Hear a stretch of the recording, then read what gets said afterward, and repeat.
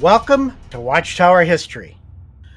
They were influenced partially by anti-Semitic conspiracy theories for their anti-vaccination and other medical quackery ideas. So for many years, Watchtower promoted these various quack medical cures, and several of the purported treatments were recommended by one or more of the popular physical health periodicals in the 1920s and 1930s. One of them was this Bernard McFadden, who was also a graduate of the Palmer School. And we'll look at some of the suggestions that he and others like him made, and some of the same suggestions that were in the Golden Age and related to Watchtower. And one of those is the milk cure, the milk diet. This was a diet that supposedly could rid the body of poisons. So this famous bodybuilder, one of the first bodybuilders who popularized that idea, and health nut, Bernard McFadden, even suggested the milk diet was a replacement for blood transfusions. Many promoted a milk diet cure during this period that supposedly could rid the body of poisons. Not infrequently, when patients first begin the milk diet, they will awaken from sleep completely bathed in perspiration, sometimes of a most offensive character. This is not due to any weakness or thinning of the blood, as some patients fear, and as occurs in the night sweats of the consumptive, but is due to increased activity of the circulation and increased power of the sweat glands to rid the system of poisonous materials. Often the sweat will be found to have a very unpleasant odor, and that of rheumatic patients will not infrequently have a strong odor of urea. The large accumulations of waste materials when the skin is frictioned, as in massage, prove conclusively the health-giving benefit of this treatment. All this, remember, while the patient may be perfectly quiet in his room or even while lying in bed. Such is the deep effect of a full milk diet. The benefits of this improvement in the circulation must be conceded by every medical man, for there is nothing in their entire armamentarium of drugs, exercise, massage, baths, oxygen inhalation, electric treatment, or blood transfusion can equal the natural physiological increase in blood circulation that is brought about as a result of the increasing the amount of circulatory fluid in the veins and arteries of these debilitated patients. In the Golden Age, it says that the exclusive milk diet is good in nearly all rundown conditions: rheumatism, high blood pressure, hardened arteries, consumption, catarrh, kidney troubles, asthma, etc. It is not, as might be expected, simply a fattening process. It is a flesh builder, and the internal organs, as the kidneys and liver and the parasitic muscles of the bowels, will reap much benefit. The entire system is flushed, as well as largely rebuilt with new and better tissue. If you are ailing, no matter what the doctor says, try it. But don't think simply to drink milk is the milk diet. Take it scientifically. There will very soon be a better cure than the milk diet when the ransoming work of our Lord will be available for mankind. Fortunately, over the years, Watchtower has dropped some of the quack medical fads that they once promoted, including the milk diet. In the Wake magazine for September 8th, 1982, it says that the days of milk diets or even bland diets to cure ulcers may well be passing. Some studies have even shown that milk can actually be harmful in some ulcer patients because, although milk temporarily relieves the symptoms, it leaves the stomach quickly and can then cause the stomach to pour out more acid. Thus, today, most doctors don't put their ulcer patients on any strict diet. They tell him to eat a well-rounded diet and enjoy his food, and caution him only to avoid foods that seem to bother him. McFadden even suggested both a milk diet and a Grape Cure, as well as many others within the pages of his magazine and encyclopedia. In his Encyclopedia of Physical Culture, McFadden wrote, "In the cure of disease, grapes and grape juice rightfully hold a most honored place. Indeed, the grape cure has been in operation for many years, both in this country and in Europe, and thousands of grateful and happy people, relieved from the incubus of disease, can be found singing loudly praises of the treatment. This cure is being used successfully as a remedy in the cases of catarrh of the stomach, intestinal catarrh, diseases of the digestive organs, heart affections, dyspepsia, loss of appetite, sluggish movement of the bowels, hemorrhoids, jaundice, suppressed menstruation, effects of the skin, and in numerous other diseases." But, fortunately, Watchtower dropped some of those quack medical fads once, they were promoted a little bit more.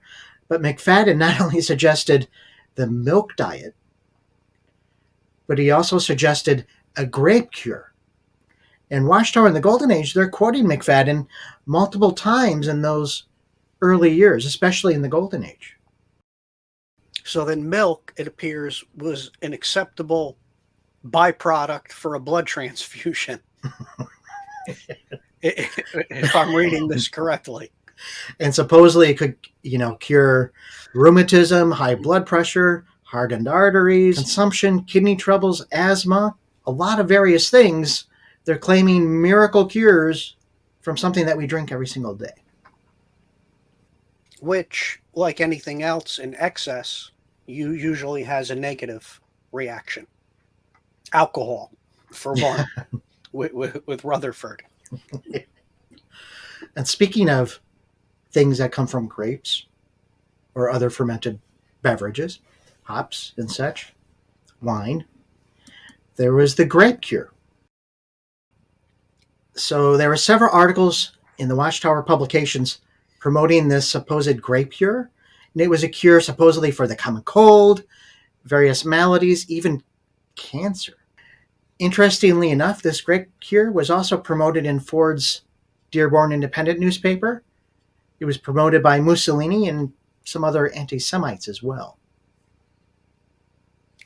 Can you say that again, Jeff? The Watchtower was quoting what Henry Ford and what other anti-Semitic people were following. Is that correct? That is correct. In the true story of Bernard McFadden, in the American Heritage magazine, it says that partly because of his tireless enthusiasm, partly because of the health mania that periodically swept America, and partly because certain of his ideas made sense. Exercise is, after all, good for you. Well, corsets are not. McFadden made some inroads. At one time or another, his programs were endorsed by Henry Ford, George Bernard Shaw, and Upton Sinclair. In the Dearborn Independent, it says that the grape cure is practiced in Switzerland by persons who are troubled with gout or liver diseases.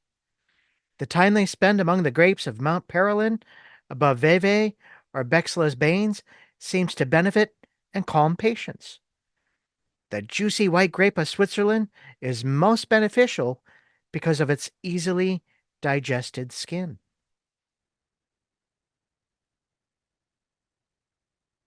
In David Kurtzer's The Pope and Mussolini, The Secret History of Pius XI and the Rise of Fascism in Europe,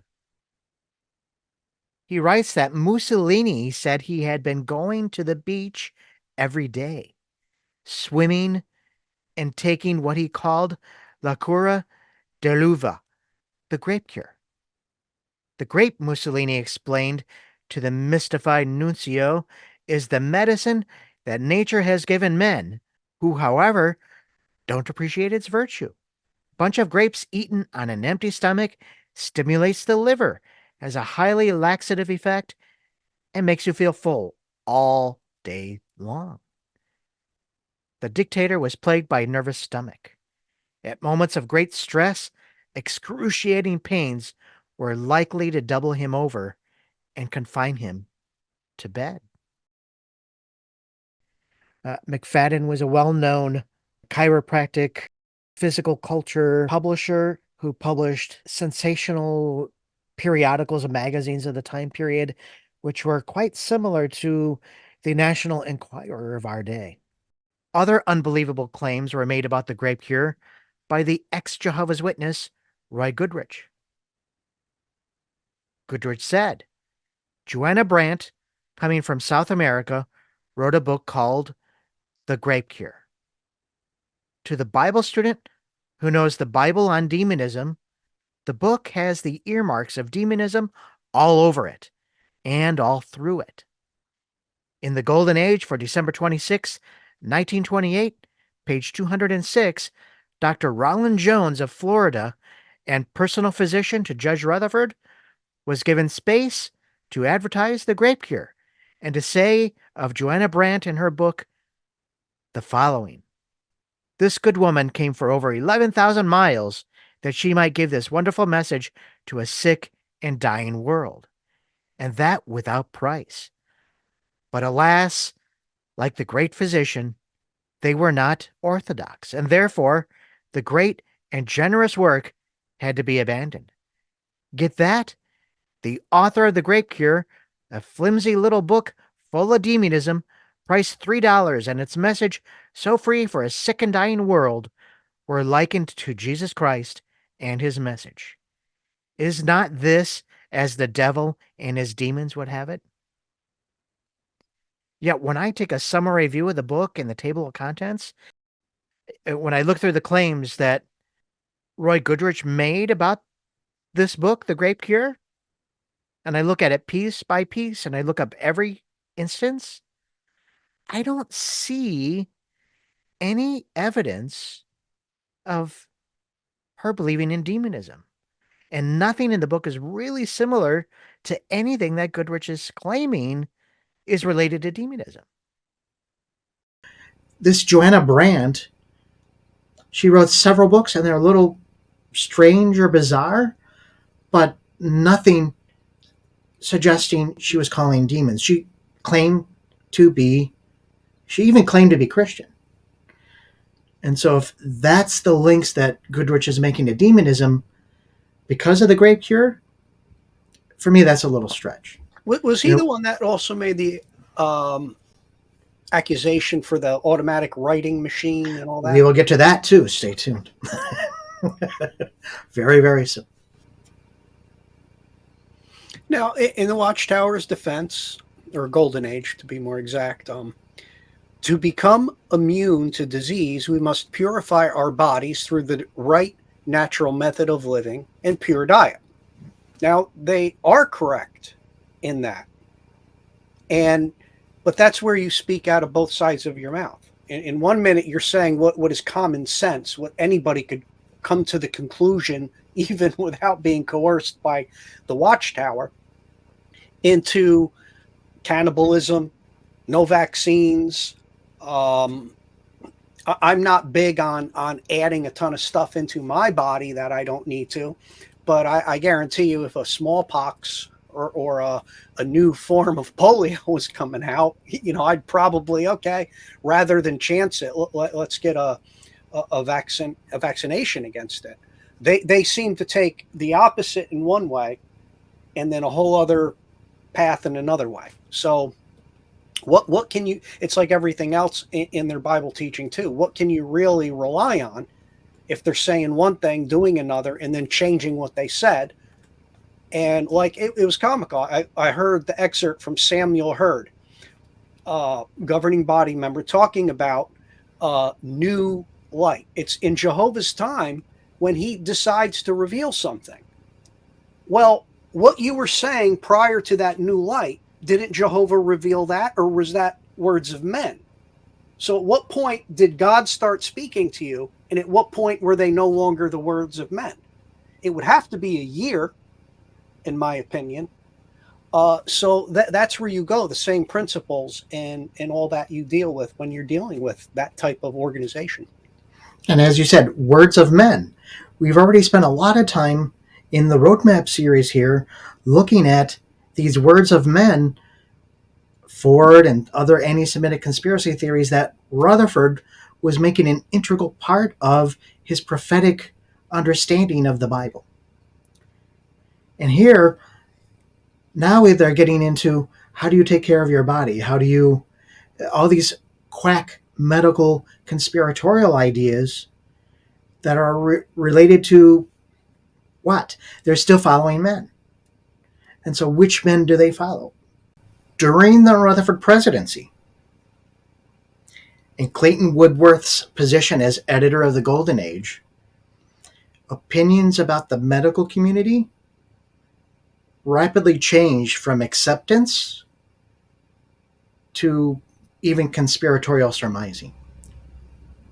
And so, remember Clayton Woodworth, if you go back to another previous discussion where we've talked about it, he went through a period of a sabbatical or whatever you want to call it, where he had to do a health check because he believed he was being harassed by demons.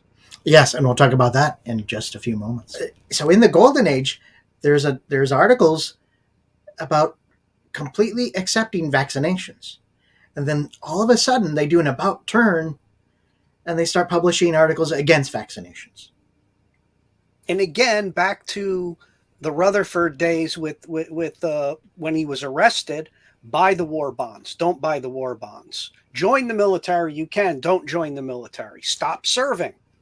You know, again, we're showing just a lot of flip-flopping. Don't put your flag out on Flag Day, put your flag out on Flag Day.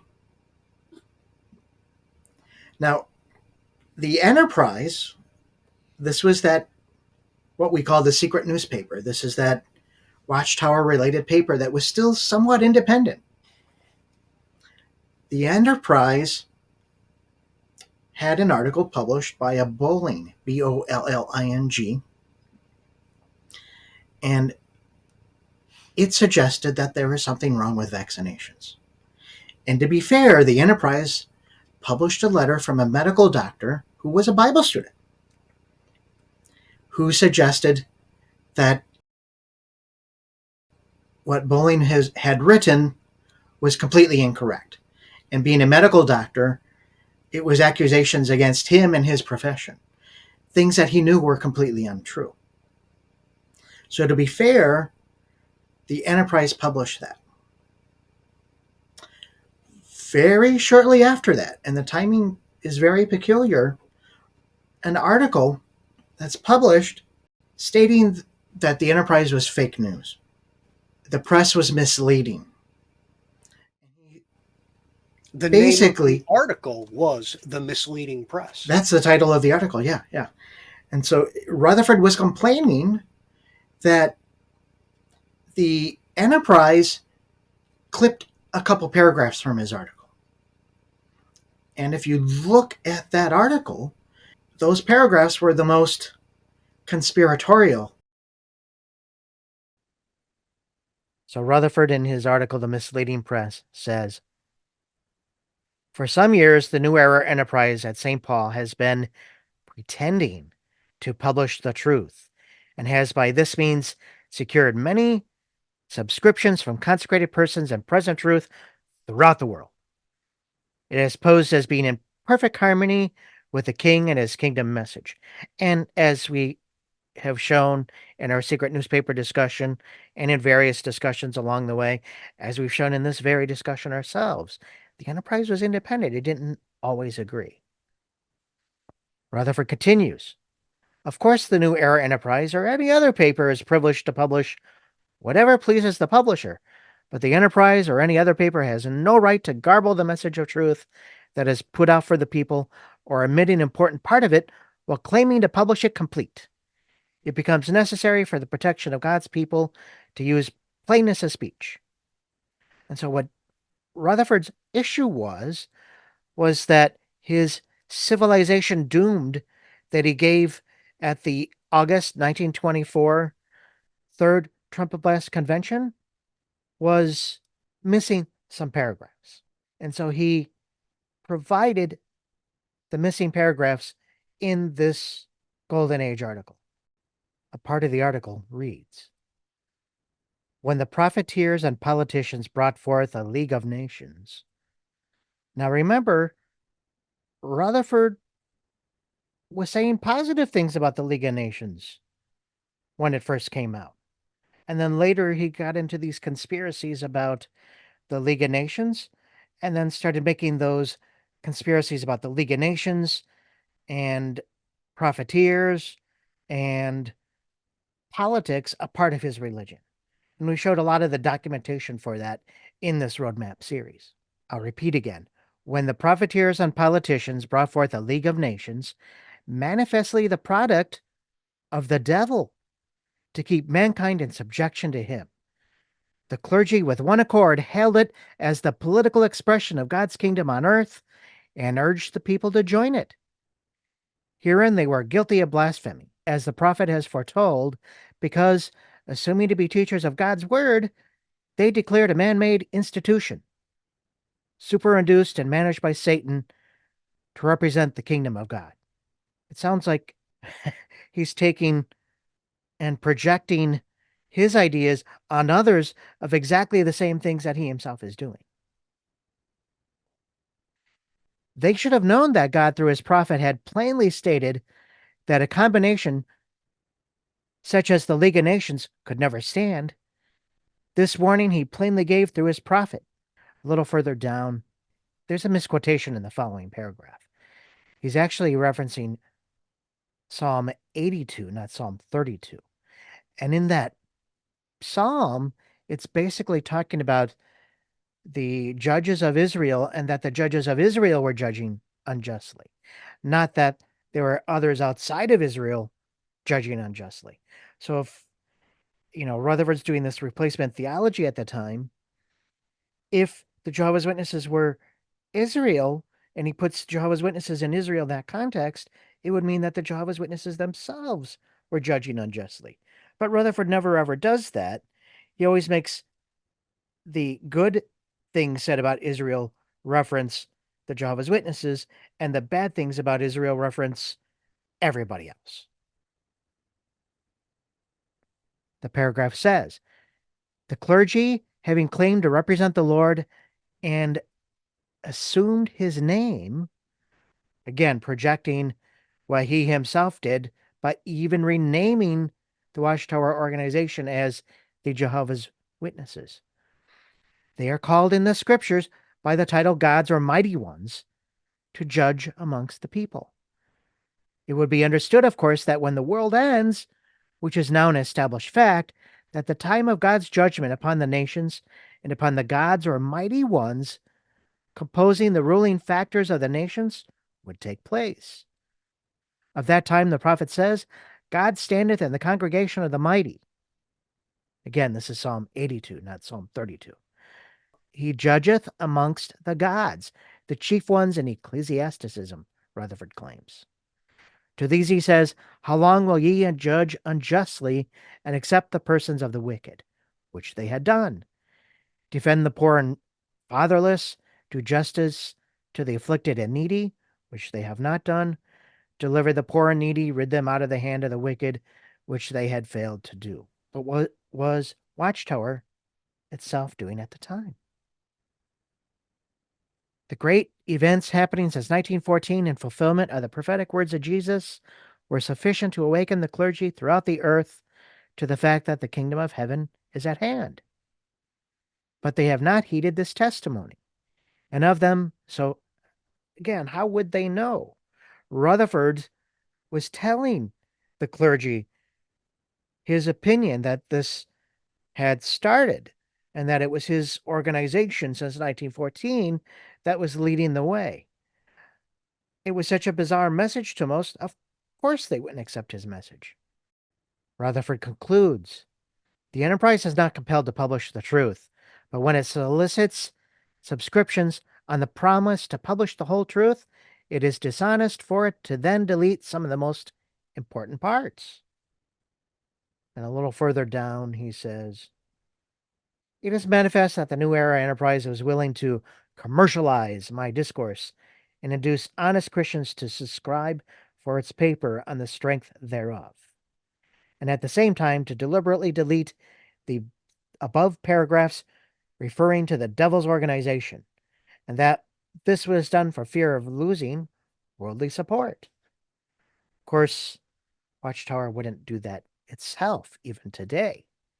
So very few Jehovah's Witnesses are aware of how Rutherford was speaking or even what he was speaking about.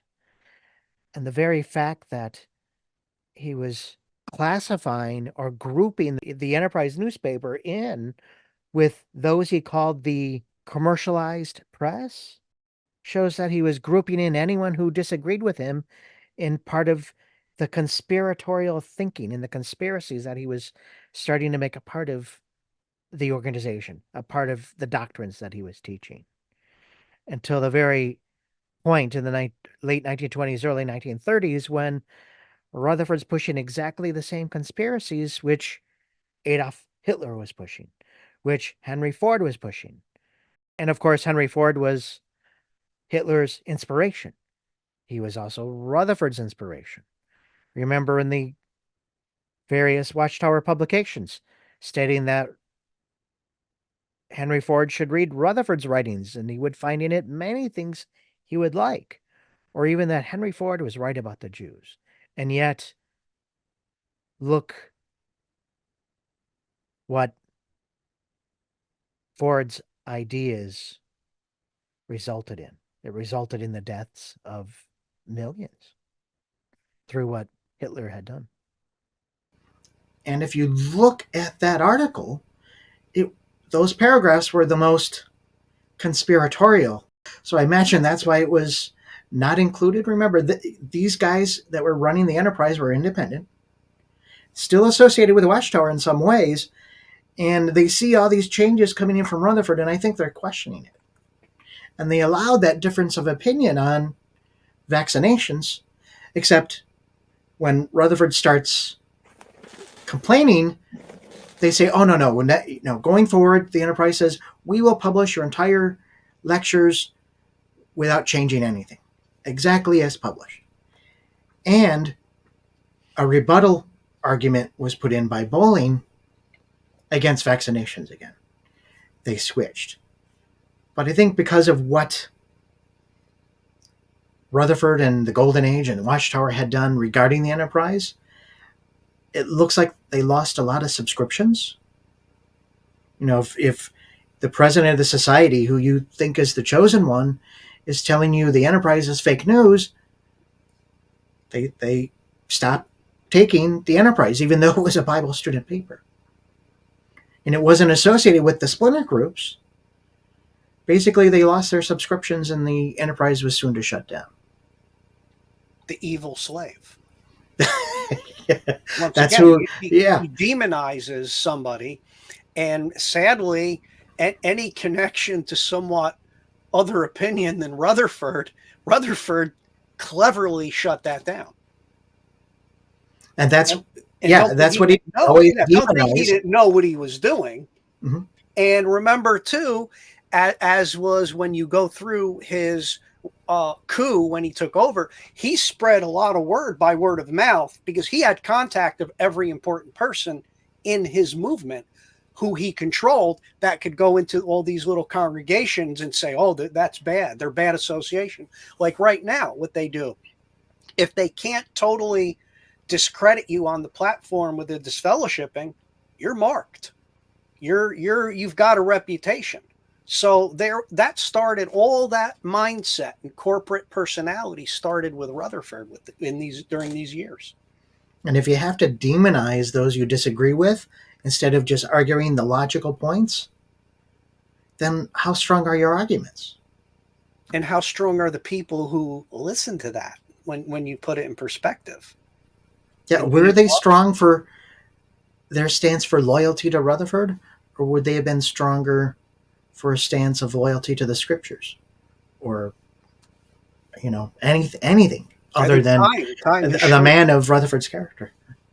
Time has shown where they stand with that, and even like right now, their most recent, at the time of this recording, their most recent new light We don't know who's going to die at Armageddon. We don't know. Well, wait, for 100 years, you had to become, and we've got Watchtowers in the 20s stating, Rutherford stating you had to join his organization. And so all of a sudden for 100 years, that was the whole purpose of the preaching, to separate the sheep and the goats.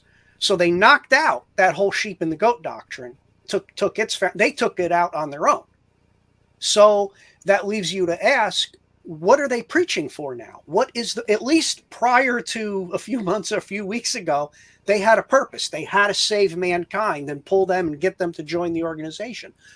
If you don't need that, because we don't know who God is going to select, which is now what it is, a selection, what is the purpose of the preaching? Remember, this is a spoiler alert for part 2 of the annual 2023 meeting that, as of this recording, hasn't been posted yet. I forgot we get up before the elders.